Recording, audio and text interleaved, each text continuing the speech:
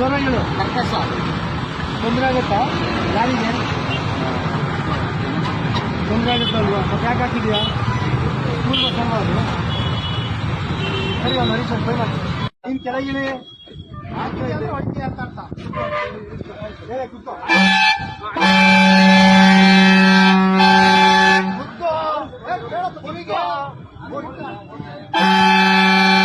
ಕುತ್ಕೋ ಸುಮ್ಮನೆ ನೀವೇ ಕೇಳ್ಬೇಕು.